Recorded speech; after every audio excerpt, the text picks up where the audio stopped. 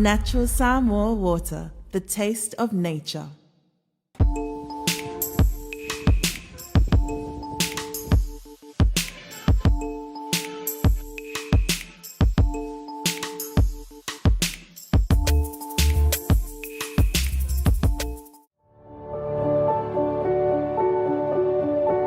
Unwind your busy day with a cup of royalty. Royalty, complete satisfaction with every sip.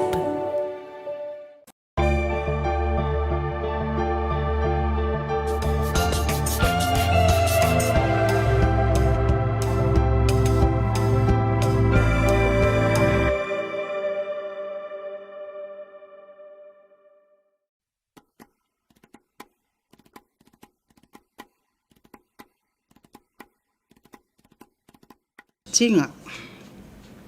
Malo fa wau pen nei po kalame al malo. Mai op tu sao. E le o fa iti tia talo sanga e tu ina mai pea.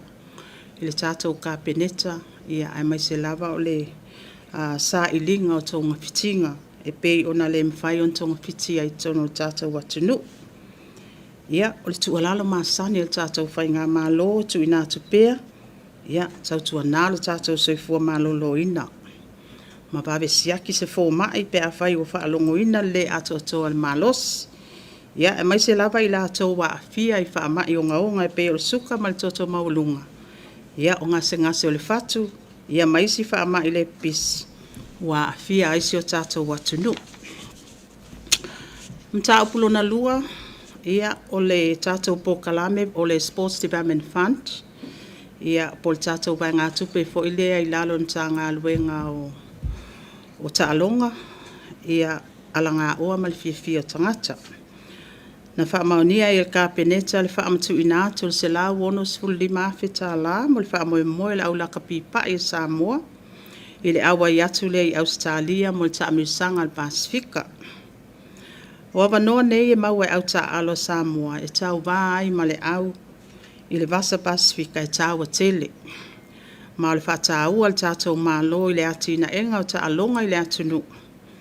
E au ona si itia le tātou loto i whale. E le ngata i tau wanga i whātino i le atunu. A por kalame whaal tau sanga. Ai maise le whātāua ina o le vainga le o tama mateine ta alo. Mai la atou e whaafo ina ta alonga ma asosi ta alo. Po le isi whaamatalanga whai ngofie.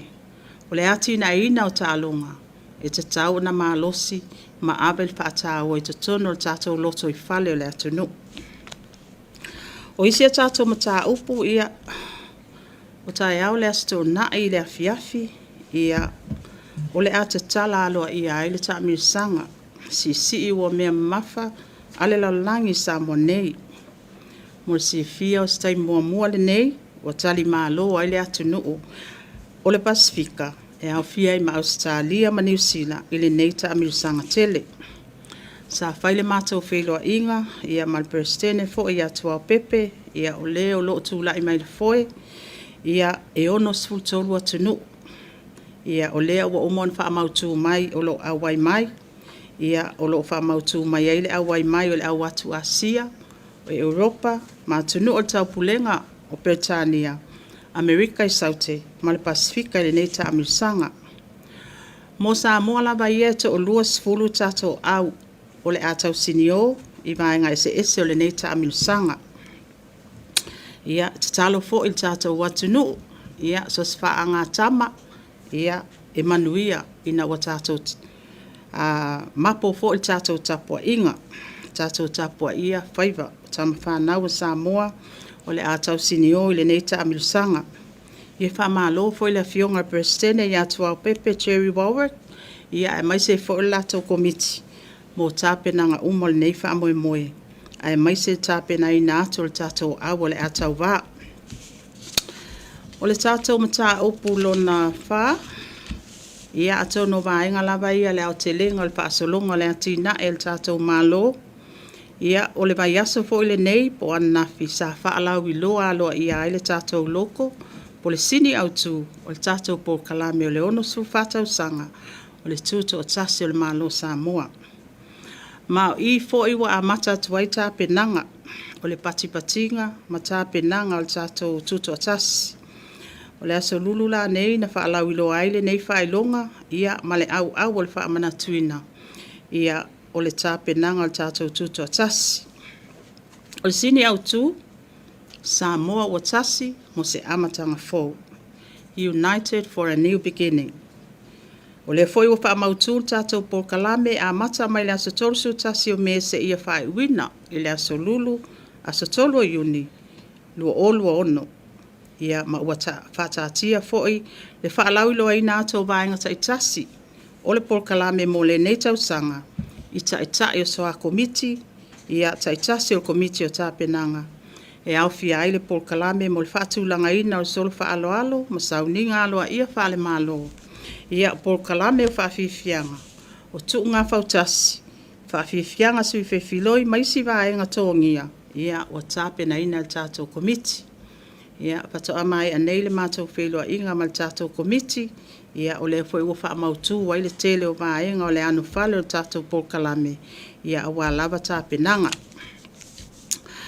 O le vaenga lona lima, ia o le tūlanga le pensini, ia o na waafianga le vesi le Middle East. Ia o le vaiaso o tuana i sa whaamawina i le update o tātou suau o mal pensini. Ia o le taimi nei o lo mautu mwhaatua ina le tūlanga o sa palai o suau i sa monei. Paulava le tūlanga o lo matai tū o le whaititi o sa palai pe a whaia e a fia le schedule va suau o lo tātou whaalangolango iai. Ia maolo o iai se whainga manino al tātou malo e tali atu wai tūlanga whapea. Ia ai e tā ua pele mātaala tātou ngā lue whatasi. Mal tātou no whasau ni uni mo nu tau e ono tūlai mai. Ia a tono o le whai unga o māsin taitasi. Ia o le foi o le atu ina mai ei foi i le vailuanga o le po i le amatanga foi o le māsina o me. Ia o le amaua i foi tātou tau o le sua u fo. Ia mai tā ua pea le tapua inga le tātou watunuu. Ia, awa fo ine i pole vale o lo o lava le tātou tāpenanga, ina ua mai a fo i le mātou fontanga lea. Ia, e pei o nālo atua i fo i tātou Energy Board. Tātou mata upe so o ai, ia, o le whaamalo sia le o le saunga le mua sa mua ia lai le te atu i fuala au whasaina mo na fianga. Manato le nei vai aso e whai asinga pisi o le tātou vai aso le nei. A tonu e a ngā i lava le au ngai tasi. Mai le tau whailo se tasi le nei o wha mua le tātou whai ngā malo. Ia mauti no e tafi e sea ia fuala au whasaina. Vai aso la le nei na whaalau ilo ai nisi o ati nae polo keti. E ngā lue whaatase el tātou malo mana paanga. Ia ma tātou development partners. O nei pol kalame au fia ai tātou masini ma tō mai whapitoa. E mana o mia e sue pe detecta i fuala au whasaina. Ia ai o ati nae e whaamalo si ai foi. Ia le early detection ma le early prevention. Ma le ngā lue whaatasi masui o nuu masui tamaita. Whamau maungan tu ina mai il tātou mta ngā luenga o leo. Mai le masina o Januari anga ila solusu tasi o aperila lua olua ono. E silia ma le selau montupu le au whai o tangata sa afia i mata upo fuala au whasaina.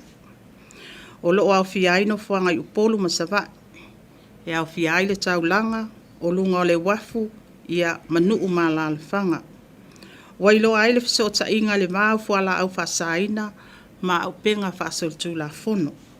Ma whaatele ina aile la matia o le saunga le mua o le atuno. Ai mai se alo ma whanau. Wa whamaunia le awai o tupulanga talavou, e au fia ai mai la tau sful wha, i le sful lima tau sanga le matutua. Ma whailo ai le mana o mia o por kalame pui pui a mua tatou tupulanga.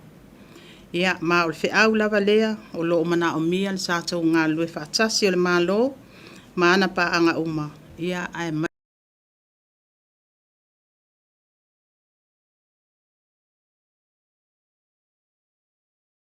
Mai se tai o fio anga, a wale mal pui puia, o tātou whanau, mai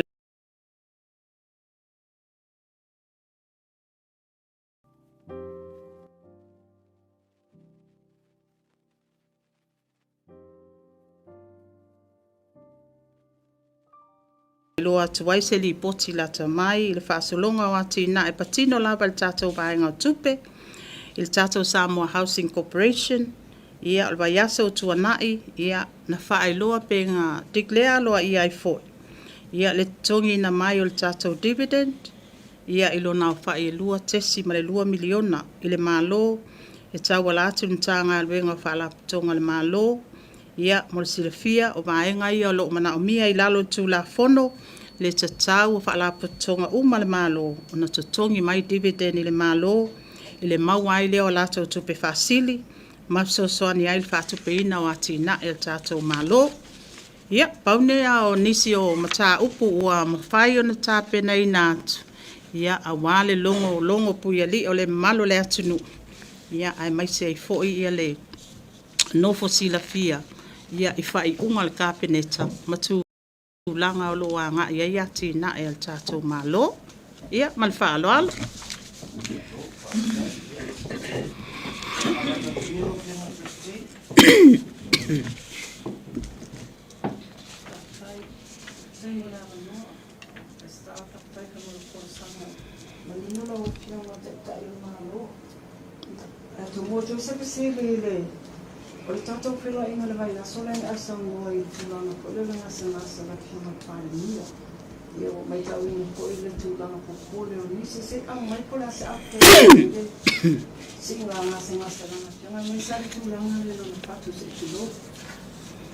Ia, atono le sapa manino ai le vai aso lea. Ia le malanga atu le fionga i le pandemia. O lo fai pea ma update i a status. Ia o lo o manuia lava le fionga le pandemia. So longa leia na tonga fitinga. Ia o lo ia il fofuanga e toi taliu mai le atunu i le vai aso fo. Ia o lo so longa le fatino nga wan tonga fitinga.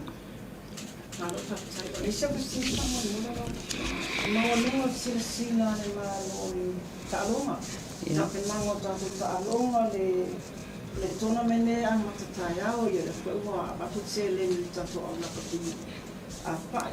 O se taso por kama me pato automo si singa forsa va tiene le mo a tato tangata alo. Ta alo ma le fape fai la so uipa.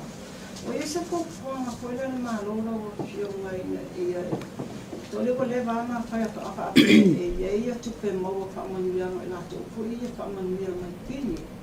O ia se ko fuanga malo fa tino se tulanga pa pele asoria o se tengi lato mai fa mai. Ia atone e altato pokala me o pineta waloa le atunu. Ia e fai asinga te leo le scope o le vaai fo le komiti vaenga uma e awai e fo ila mai tulanga tau talonga. Ia ai o tulanga lava le ai le itono tato pokala me le au le tuto tas. Ia o se tasi leo komiti mai o i tono le o le tato komiti o tufata singa e komiti o talonga. La foi la wai le la tau paketi tono e whaangalue inai. O le nau ta inga. Ia e whai sina tele o talonga. Le iei loa le fufuanga le amatanga o tato pokalame. E iei le savali whaapitoa mo talonga uma. Ai i tonu ai o le tapenanga o pokalame o tato tuto tasi. O lo iei le paketi whaapitoa mo talonga uma o lo o. Ke loinga pe o waku le sfufitu ia talonga ese ia maau ia lea ua umo on tapena i fo ia tatou whainga malo e ala i lana pakete o tuto tas. Au le amana ia o le tūlai mai fo i o tatou tangata tamata alo. Ia e ia le ilo ilonga le tatou komiti lea komiti o pine tau aloa. E aloa ia i fo ia le latou fo ia latou fo ia tau mawhainga ma latou sa ilinga malo. O ke loinga pe e lilifa lau whaafesili, ingi whaamanuianga e maua. Ia atonu e tāua le wa ai o le kāpeneta. Po o ata i alam whaing whaabai lea sa mulita i mai ai i le pai inga o mawai. Ia atonu i nae e wa ai ei pe whaawau. Ia pe koe review fo ina i am whai o ngā au sia vaenga umai.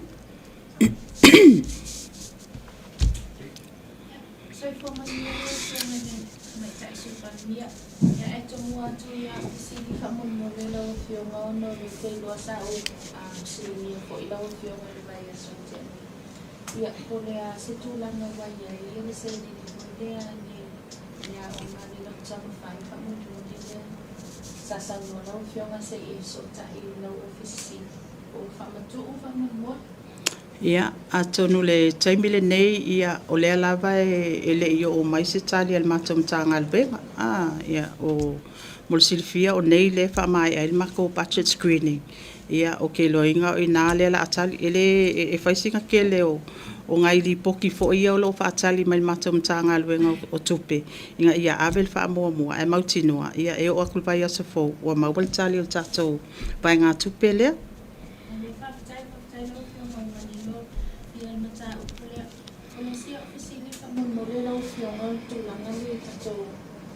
Ole se ko malolo I na kamo mole no fio. Ia. Ole o mai tau atu mo mai nui ko te whapea o fitu masina I le I toe ele o toe o la I le CT scan le le mautanga senga senga to tua kamo mole no fio.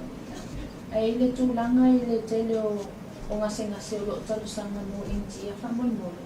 E fōlinga mai o le whi au tā ua le tau mai wa mo mi e tangata ia ni mautanga singa se mo mai ia ni tong fiting I o le sili la lau whionga whamon mo. Ia pole aso fina ngalo I le tūlanga whamon mo le lau whionga. O le last updates mai le whionga minister o se fo maloloina. Olo ola kako scanners. Mantua po I kako scanners fo ia le sa whamatu mai sa whaatupe mai le tātou ACC. Ia olo ola. Mai isia tātou scanner o leanga ko whapea e awe savai. Ai a tonu o kele iloa po o le whaavai lau fesili masina taluai po o se mea lata mai.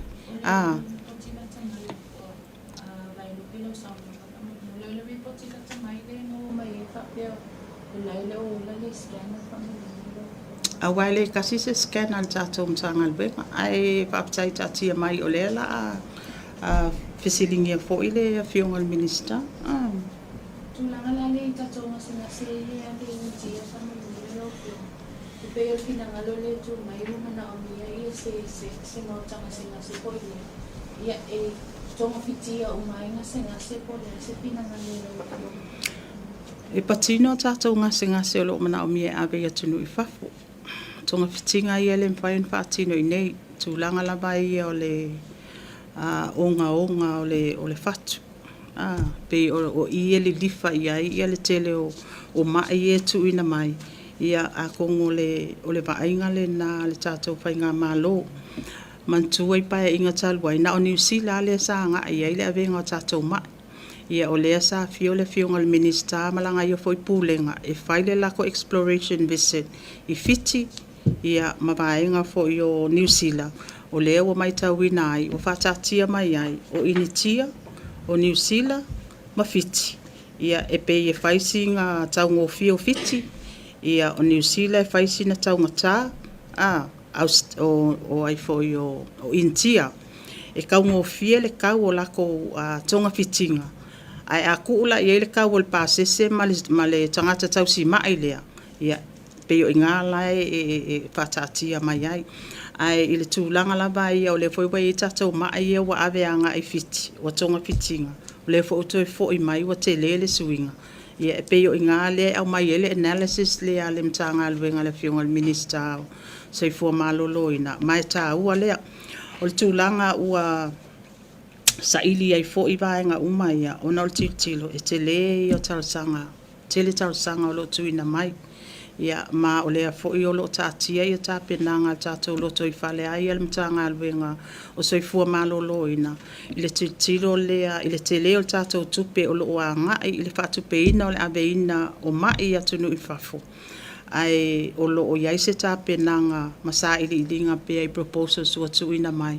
I le tā ua leo leo mai o fo mai whapitoa. Ai ia lava tō tonga fo I ia masini.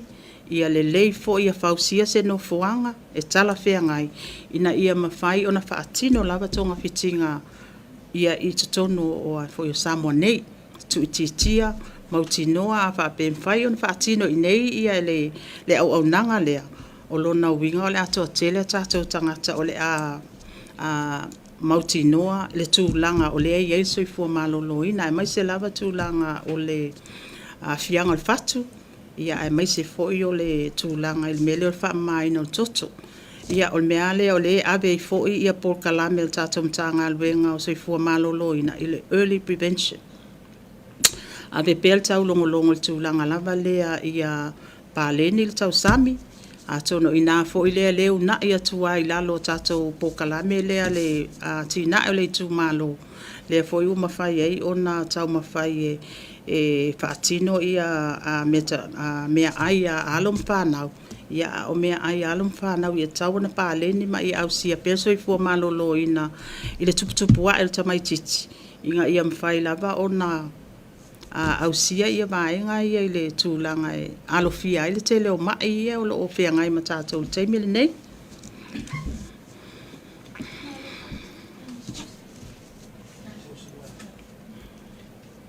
Yeah. Tūlanga le whautasi o le teiloa le na whamani le whionga i le komsina o le whawhai di mai e whautasi. Ai ia le whautasi le o mai atu ai lunga le whautasi le anu uri le whawhai le na fofua e mai anu whawhai o mai. Po le ase tūlanga o whaiona wha mautu mai lau whionga. Ko wo atu ko se ripoti ko mautu ia whautasi mai Amerika sa Ia, o lo tatia vaenga ia so ta inga le fionga le whailau tusi al tatou ka peneta o lo o ngapa. Ma so ta inga ia whaavao malo. E wha mautu ina mai vaenga. Ina ia mauti noa ai ia awa e ole vaenga sa whailoa mai e 5 fautasi. Ale wha mautu ina. Pea au mai leila tau po kalame o tatia mai ai e 5 fautasi. Ai a tatou lava ia o leo wha mautu mai ono tatou fautasi. Ia o lea ua uma ona le stala mai mo tatou whamoemoe lea.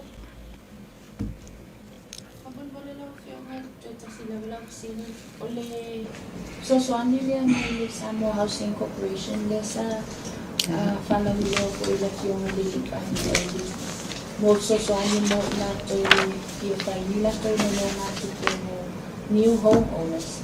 E toi follow up to lava lo whionga po le mea o lo o whaaua o lava le sosoani kamul mo le. Ia, o lo o talia nei le lipoti. Man so foi le o ngal Samoa Housing Corporation.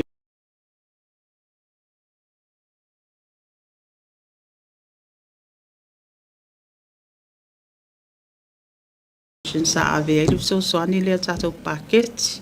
O le mtanga o le faltupe o atina.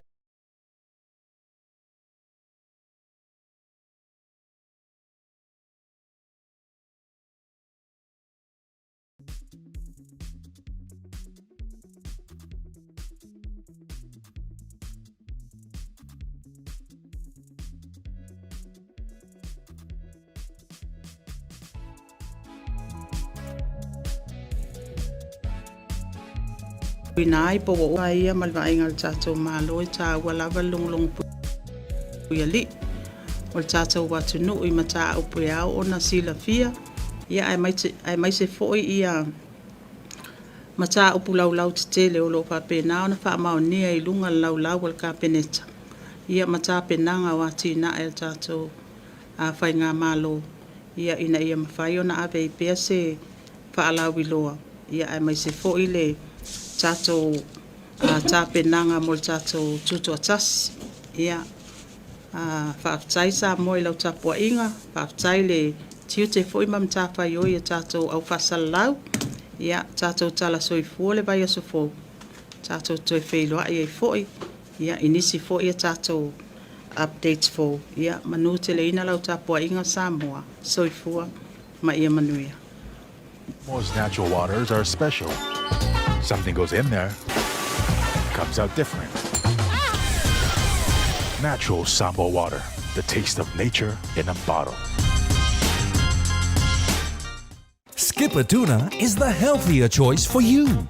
It's nutritious tuna flakes, packed in easy open cans. Get hooked on the great taste of skipper tuna today.